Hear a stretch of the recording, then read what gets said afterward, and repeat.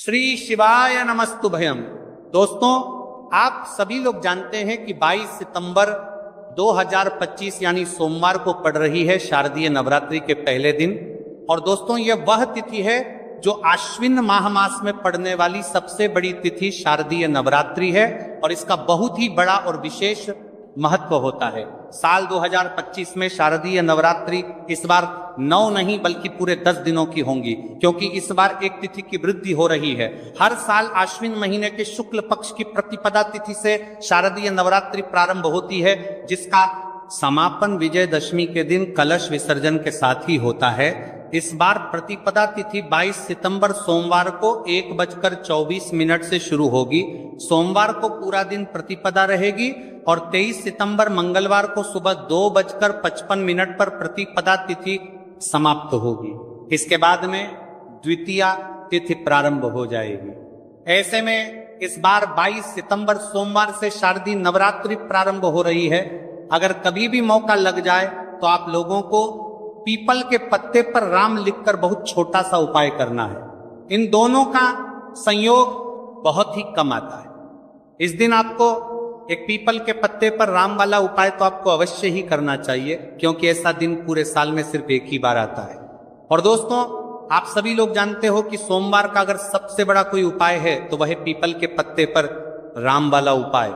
तो दोस्तों, सोमवार नवरात्रि के पहले दिन आप लोगों को इस पीपल के पत्ते पर राम लिखकर बहुत छोटा सा उपाय करना है। बहुत सारे लोग होंगे जिन लोगों ने इस उपाय को ना किया हो, मतलब पूरा साल निकल गया, उन्होंने किसी भी दिन इस पीपल के पत्ते पर राम वाला उपाय को ना किया हो। पर दोस्तों, आपके पास एक पहला मौका बचा हुआ है, जो कि 22 सितंबर 2025 सोमवार के दिन है। इस दिन आप लोगों को इस वाले उपाय को जरूर कर लेना है। भले ही आपने पूरे भर इस उपाय को ना किया हो, पर अगर आपने इस आश्विन माह के सोमवार के दिन अगर इस वाले उपाय को कर लिया तो आपको इस उपाय को करने का वह फल मिलेगा जिसकी आपने कभी कल्पना भी नहीं करी होगी। इसीलिए आप लोग इस वाले उपाय को एक प्राक्षम के बार जरूर कर लेना है, ताकि आप लोगों के हाथ से यह मौका ना जा सके और आपको इस उपाय को करने का फल मिल सके। दोस्तों, यह उपाय पंडित जी ने अपनी अभी की ही श्री शिव महापुराण की कथा में बताया है जी। इस उपाय को आज हम आपको बहुत अच्छे से समझाने वाले हैं। इस वीडियो को देखने के बाद इस उपाय को समझने के लिए आपको कोई और वीडियो को देखने की जरूरत नहीं पड़ेगी। तो चलिए दोस्तों, उपाय को शुरू करते हैं। देखिए, इस आश्विन माह के सोमवार नवरात्रि के पहले दिन यह इतना खास होता है, इतना महत्वपूर्ण होता है। देखा गया है कभी कभी बड़े बड़े पूजा पाठ अनुष्ठान से जो मनोकामना पूर्ण नहीं होते, वह आश्विन माह के सोमवार नवरात्रि के पहले दिन एक छोटे से उपाय करने से ही आपकी मनोकामना पूर्ण हो जाती है। और बहुत सारे लोगों ने इस उपाय को किया भी है और उनको इस उपाय को करने का फल भी जरूर मिला है। अगर आप लोग भी इस उपाय को करना चाहते हैं तो आप इस उपाय को पहले अच्छे से समझ लेना, सुन लेना, उसके बाद करना। आपको इस उपाय का फल जरूर मिलेगा। और इस उपाय को कर लेने से आपके घर में चाहे किसी भी प्रकार की दुख और समस्या क्यों ना चल रही हो, आपको उसका कारण भी नहीं पता है कि भाई ये समस्या किस कारण से चल रही है, उसका कुछ भी कारण हो सकता है। जैसे पितृदोष हो सकता है या किसी भी तरह का मंगल दोष भी हो सकता है। तो इस दिन आप लोगों को ये वाला उपाय कर लेना है। ये एक ऐसा उपाय है जिस उपाय को अगर किसी विशेष दिन पर किया जाए तो भाई उस विशेष दिन का जो है वह तो हमें मिलता ही मिलता है। पर हमने उस दिन पर इस उपाय को किया आहे तो हमें उससे भी बड़ा फल मिलता है, और फल बहुत जल्दी मिलता है, क्योंकि आप इस उपाय को बहुत ही बड़े और विशेष दिन पर कर रहे हो। तो चलिए अब उपाय के बारे में बात करते हैं। लेकिन उससे पहले आप लोगों को यह जानना आवश्यक है कि आखिर ये उपाय किस समय करना है, किसको करना है और कैसे करना है। तो चलिए हम आगे आपको वीडियो में एक एक करके बता देते हैं। लेकिन उससे पहले, अगर आप लोग हमारे चैनल पर पहली बार आए हैं या फिर मेरी आवाज आज पहली बार सुन रहे हैं, तो हमारे चैनल को सब्सक्राइब जरूर कर लेना और इस वीडियो को लाइक करके कमेंट बॉक्स में श्री शिवाय नमस्तुभयम, ओम नमः शिवाय जरूर टाइप कर देना। तो दोस्तों, इस पीपल के पत्ते पर राम वाला उपाय को हमें इस सोमवार के दिन कैसे करना है, किसको करना है, किस समय करना है और कहां पर करना है, ये सारे सवालों के जवाब आपको इस वीडियो में मिल जाएंगे। और जो ये वीडियो देखेगा भाई, उसको पीपल के पत्ते पर राम वाला उपाय जरूर करना चाहिए, क्योंकि इस दिन पीपल के पत्ते का भी बहुत ही बड़ा और विशेष महत्व होता है। पीपल के पत्ते पर राम वाला उपाय की तो ये सोने पर सुहागा वाली बात हो जाती है, और ये एक बहुत ही बड़ा उपाय हो जाता है इस सोमवार का। तो अब दोस्तों, इस पीपल के पत्ते पर राम वाला उपाय को आखिर करना किसको है, सबसे पहले हम लोग वो बात जान लेते हैं। तो देखो, घर की जो बड़ी माताएं बहनें होती हैं, उन माताओं बहनों में से कोई भी एक बड़ी माता बहन इस वाले उपाय को कर सकती है। और दोस्तों, अगर आप चाहे तो अपने घर में से सभी सदस्यों को भी इस उपाय को करवा सकती हैं। अगर किसी व्यक्ति की खुद की कोई मनोकामना है, खुद की कोई दुख और परेशानी है जो कि वह अपने लिए ही करना चाहता है, इस वाले उपाय को तो वह खुद अपने लिए भी कर सकता है।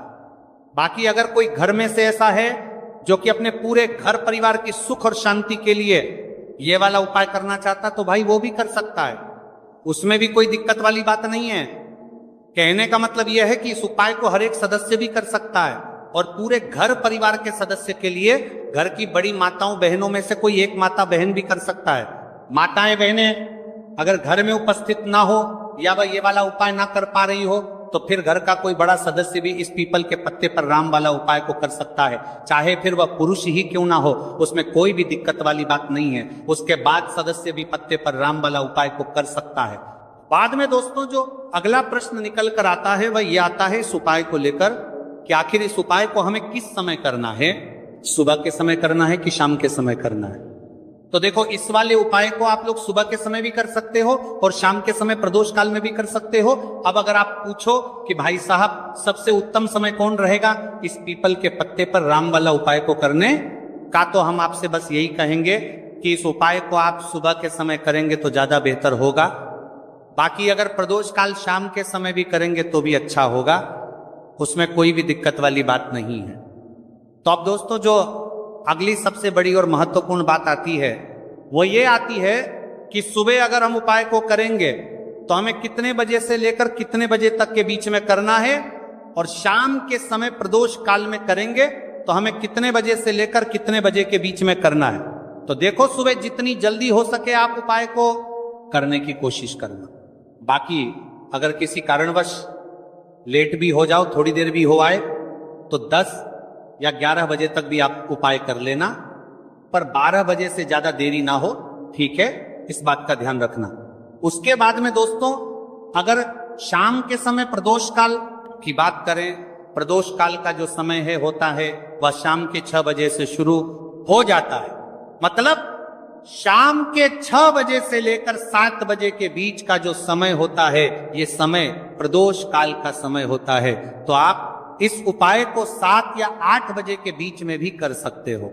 मतलब शाम के 6 बजे से रात 8 बजे के बीच में आप कभी भी इस वाले उपाय को कर सकते हो, उसमें कोई भी दिक्कत वाली बात नहीं है। हमें किसी भी दिन आपको पीपल के पत्ते पर राम लिखकर बहुत छोटा सा उपाय करना है।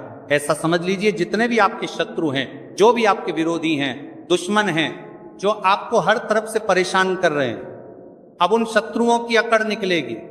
शत्रु का किया कराया भी तुरंत हट जाएगा जब सोमवार में आप इस छोटे से उपाय को करेंगे।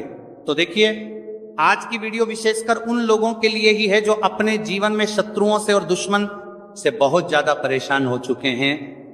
देखिए, जगत जननी मां जगदम्बा का हम सोमवार में पूजन करते हैं और उनसे जुड़े हुए उपाय करते हैं। साथ ही साथ आपको बता दें कि सोमवार में संकट मोचन हनुमान जी का पूजन करने से और उनसे जुड़े हुए कुछ उपाय करने से जीवन के बड़े से बड़े कष्ट भी क्षण भर में दूर हो जाते हैं। तब बहुत कम समय में आपके शत्रु और आपके विरोधी आपके जीवन से दूर हो जाएंगे। आपके दुश्मन लाख कोशिश करने के बाद भी आपका बाल भी बांका नहीं कर पाएंगे अगर आप सोमवार में इस छोटे से उपाय को कर लेते हैं। अब देखिए, आज का जो समय है ये कलयुग का समय है, और कलयुग के एकमात्र देवता जो अपने भक्तों के जीवन से सारे कष्टों को दूर कर देते हैं वह स्वयं है संकट मोचन हनुमान जी। और संकट मोचन हनुमान जी का पूजन अगर आप सोमवार में करते हैं और उनसे जुड़ा हुआ ये छोटा सा उपाय अगर आप सोमवार में किसी भी दिन कर लेते हैं तो ऐसा समझ लीजिए आपके जो शत्रु हैं, आपके जो विरोधी, आपके जो दुश्मन हैं, ये किसी भी तरह से आपको परेशान करने का प्रयास कर ले, आपका बाल भी बांका नहीं है, ही कर पाएंगे। दूसरी चीज, अगर आपके शत्रु ने आपके ऊपर कोई भी तंत्र मंत्र करवा रखा है, कोई भी जादू टोना, कोई भी ब्लैक मैजिक आपके ऊपर करवा दिया है या करवाने का प्रयास कर रहे हैं, ऐसा समझ लीजिए वो किया कराया आप तक पहुंचेगा ही नहीं। और अगर आप तक पहुंच गया है कोई भी ब्लैक मैजिक, तुरंत हट जाएगा जब आप इस छोटे से उपाय को सोमवार में करेंगे। देखिए उपाय छोटा है लेकिन बहुत महादिव्य चमत्कारी है। मतलब उपाय को करने में ना तो आपका ज्यादा समय जाएगा, ना ही इसमें आपके ज्यादा पैसे लगने वाले हैं। और ऐसा समझ लीजिए कि एक बार ही अगर आपने इस उपाय को सोमवार में कर लिया तो इसका महादिव्य चमत्कार आप खुद देख लेंगे। तो सोमवार के जो 9 दिन होते हैं ये बहुत ही सिद्ध दिन होते हैं। मतलब सोमवार के दिनों में 9 माता रानी हमारे घरों में आती हैं, अपने भक्तों के जीवन से कष्टों को दूर करती हैं। साथ ही साथ आपको बता दें कि सोमवार के टाइम पर जब भी आप संकट मोचन हनुमान जी के उपाय करते हैं तो मां दुर्गा की आपको असीम और विशेष कृपा मिलती है। मां दुर्गा आपसे बहुत जल्दी प्रसन्न होती हैं और आपके सारे संकटों को वह दूर कर देती है। तो पीपल के पत्ते में और पीपल के पेड़ में होता है। देवी देवताओं का वास पीपल के पेड़ में श्री हरि विष्णु साक्षात मां लक्ष्मी वास करती हैं। पीपल के देव में हमारे पितरों का वास होता है। पीपल का जो पेड़ होता है इसका पूजन करने से शनिदेव की कृपा, उनका आशीर्वाद मिलता है। और पीपल का पत्ता जो है इसका उपाय सोमवार में करने से व्यक्ति के जीवन से बड़े संकट और कष्ट दूर हो जाते हैं, जिसमें कि शत्रु और आपके दुश्मन जो हैं ये पूरी तरह परास्त हो जाएंगे, चारों खाने चित हो जाएंगे और कभी भी आपका कुछ नहीं बिगाड़ पाएंगे। अगर ये उपाय आप करते हैं तो देखिए ये उपाय स्त्रियां भी कर सकती हैं, पुरुष भी कर सकते हैं। किसी भी दिन आप करते हैं भी पक इस उपाय को कर सकते हैं, ठीक है ना। इसमें दिन आपको नहीं देखना है कि किस दिन करें, जिस दिन आप चाहा उस दिन इस उपाय को आप कर सकते हैं। तो सोमवार के दिन आपको पीपल का पत्ता तोड़ना नहीं है, उससे एक दिन पहले ही तोड़कर आप पीपल का पत्ता ले आ, या गिरा हुआ जो पत्ता होता है पीपल का वो आप ले लें, ठीक है ना। बस इस चीज का आपको ध्यान रखना है कि सोमवार के दिन पीपल के पेड़ से कोई भी पत्ता हम नहीं तोड़ते, इस चीज का आपको विशेष ध्यान रखना है। तो आपको लेना है पीपल का एक पत्ता और शुद्ध जल से उसे साफ कर लेंगे पहले, जिससे कि धूल मिट्टी अगर पीपल के पत्ते पर हो तो वो हट जाए। फिर गंगा जल का थोड़ा सा छिड़काव यानी थोड़ी सी छींटे आपको इस पीपल के पत्ते पर मारनी है और इस पीपल के पत्ते को फिर कपड़े से पोंछकर आपको साफ कर लेना है, बिल्कुल सुखा लेना है। अब आपको लेना है थोड़ा सा सिंदूर, जो केसरिया वाला सिंदूर आता है जो हम संकट मोचन हनुमान जी को चढ़ाते हैं, वह केसरिया सिंदूर आपको लेना है। थोड़ा सा जल डाल के इसे गीला कर लेंगे और इसी सिंदूर से इस पीपल के पत्ते पर आपको भगवान राम का नाम लिखना है। अब किससे लिखेंगे? माचिस की तीली ले सकते हैं, उससे लिख सकते हैं, किसी भी तरह से आपको भगवान राम का नाम इस पीपल के पत्ते पर लिखना है। लिख लिया, एक आपको चमेली के तेल का या सरसों के तेल का दीपक तैयार करना है और एक कोई भी आपको लेनी है मिठाई में। यहां पर आप बूंदी का प्रसाद ले सकते हैं, बेसन का लड्डू ले सकते हैं और अगर आप इमरती ले लेते हैं तो ये और भी उत्तम है। देखिए इमरती का जो भोग होता है ये संकट मोचन हनुमान जी को बहुत ज्यादा प्रिय है। अब ये सारी चीजें लेकर आपको जाना है संकट मोचन हनुमान जी के मंदिर में। तो देखिए सबसे पहले आपको संकट मोचन हनुमान जी के सामने ये दीप प्रज्वलित करना है जो आप लेकर के गए हैं। आपने चमेली के तेल का दीपक तैयार करा है या सरसों के तेल का, सबसे पहले दीपक आप जला देंगे और दीप जलाने के बाद आपको जो पीपल का पत्ता आप लेकर के गए थे वह पत्ता आपको संकट मोचन हनुमान जी को अर्पित करना है, वहां चढ़ाना है। और जो भी भोग में आप लेकर के गए हैं, चाहे आपने बेसन के लड्डू लिए, बूंदी का प्रसाद लिया या फिर इमरती, जो भी कुछ आपने लिया है उसका भोग लगाना है और संकट मोचन हनुमान जी से आपको प्रार्थना करनी है कि हे जगत का कल्याण करने वाले संकट मोचन हनुमान जी, संकटों को हरने वाले, मेरे जीवन से शत्रु और दुश्मनों को भी दूर कर दीजिए, शत्रु का किया कराया तंत्र मंत्र सब कुछ हट जाए, ऐसी कृपा मुझ पर कीजिए। इस तरह से आपको प्रार्थना करनी है और 108 बार जय श्री राम, जय सीताराम, जय श्री राम, जय सीताराम, जय श्री राम, जय सीताराम, इस तरह से आपको जयकारा लगाना है, क्योंकि भगवान राम का नाम संकट मोचन हनुमान जी को सबसे ज्यादा प्रिय है। तो जयकारा लगा देंगे। और देखिए, अगर एक बार हनुमान चालीसा पढ़ पाए तो आप एक बार हनुमान चालीसा ऐसा ऐसा जरूर पढ़ें, ठीक है ना? ज्यादा बार नहीं तो एक बार जरूर पढ़ें। जयकारा तो आपको बिल्कुल से लगाना है। और इस छोटे से उपाय को किसी भी दिन कर लीजिए, सुबह कर लीजिए, शाम को कर लीजिए, और किसी भी दिन, जैसे सोमवार की तिथि जो होती है ना, ये बहुत बड़ी होती है, आप उस दिन भी इस उपाय को कर सकते हैं, जरूर से करें। शत्रुओं और दुश्मन आपके जो विरोधी हैं ये पूरी तरह चारों खाने चित हो जाएंगे और आपका बाल भी वहां का नहीं कर पाएंगे। तो देखिए, इस उपाय को आप 9 दिन भी कर सकते हैं, 2-3 बार भी कर सकते हैं। अगर आप ज्यादा बार नहीं कर पा रहे हैं तो एक बार आपको इस उपाय को जरूर से करना चाहिए। तो देखिए, इस उपाय को करने से जो आपके सामने से शत्रु हैं वह भी परास्त हो जाएंगे। जो पीठ पीछे वार करते हैं, पीठ पीछे तंत्र मंत्र करवाते हैं, वह शत्रु भी चारों खाने चित्त हो जाएंगे। बस छोटा सा उपाय है, जरूर करें। तो देखिए, अब बात कर लेते हैं अपने एक बहुत छोटे से उपाय की, जिसे सोमवार में करने से आपकी हर मनोकामना पूरी हो जाती है। ये उपाय आप अपने घर पर ही कर सकते हैं, कहीं जाने की आवश्यकता नहीं है।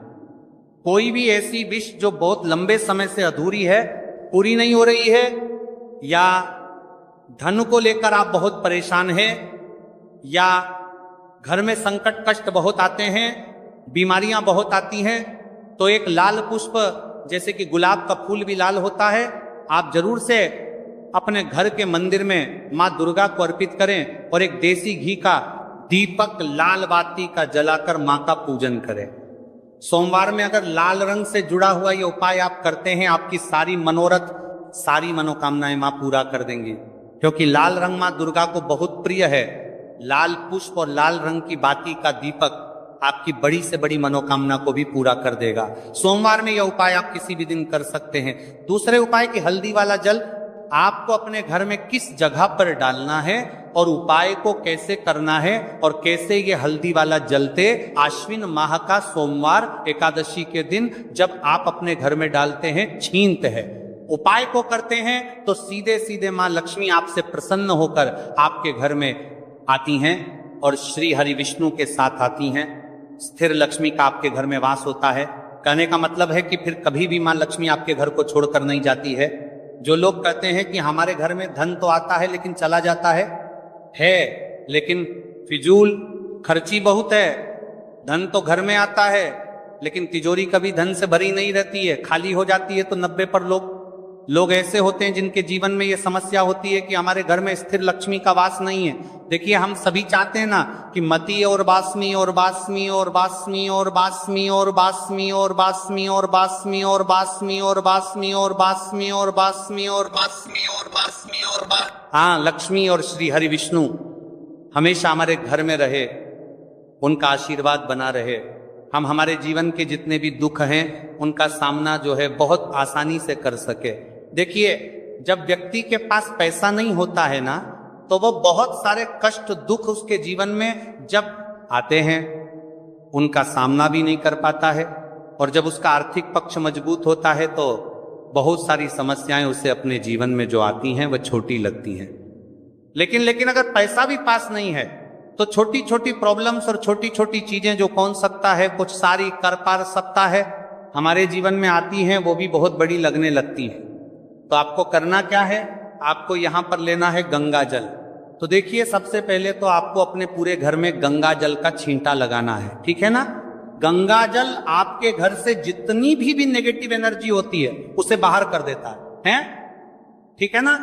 गंगा जल का छिड़काव जब आप करते हैं, उसके बाद कोई पूजा पाठ करते हैं, कोई उपाय करते हैं, वह पूरी तरह से सफल होता है, क्योंकि आपके घर में पॉजिटिव एनर्जी, सकारात्मक ऊर्जा आ जाती है, ठीक है ना? तो इतना करने के बाद आपको क्या करना है, एक लोटे के अंदर या एक कटोरी किसी भी चीज के अंदर आपको अपने घर का शुद्ध जल लेना है। ले लिया, उसके बाद पिसी हुई हल्दी उसके अंदर मिलानी है, मिला दी। जब हल्दी आपको मिलानी है, ठीक है ना, उस समय आपको श्री हरि विष्णु का ध्यान करना है।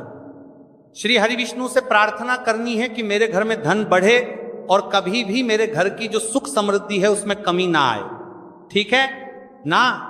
जब आप जल मिला लेंगे उसके बाद आपको तुलसी का एक पत्ता लेना है, तुलसी का पत्ता पहले ही तोड़ लें। सोमवार एकादशी